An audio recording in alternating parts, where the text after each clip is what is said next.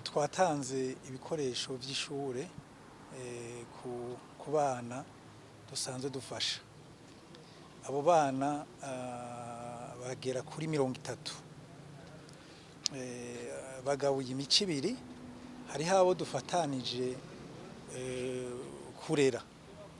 Iyo nayo n'imiryango ibiri, hariho umuryango w'abarundi baba mu gihugu ca Amerika, mu muji wa Texas. Hakaba n'umuryango uri muri Canada, n'umuryango urimwo abarundi, urimwo abanyamahanga. Iyo miryango ibiri rero twarayegereye, turayisaba yuko idufasha kwigisha, idufasha ikora ikintu kibita appui à l'éducation ku bana b'impunzi batuye muri iki gihugu c'u Rwanda. Ako kamo barakakiriye, hanyuma muri Canada baradufasha kwigisha abana bashika ku 10. Uwo muryango w'abarundi nabo bari mu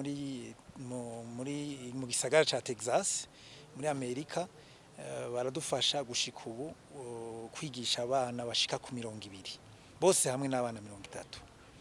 Muri iki gihe ca Covid twarasubiye kandi turatera kamo, turavuga tuti hariho abavyeyi batashoboye kwigisha abana igice ca nyuma.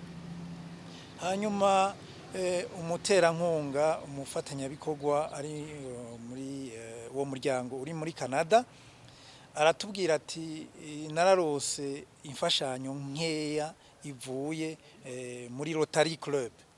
Ati rero ndumva twoshobora gufasha abana bashika 20, atariko suburyo buzokwamaho. Ati mubamenyeshe yuko ari kubafasha iki gice ca gatatu. Rero murabona tukomeje ku ngaruka za Covid-19, n'abantu bari basanzwe bifashe ubu birabagoye kubaho.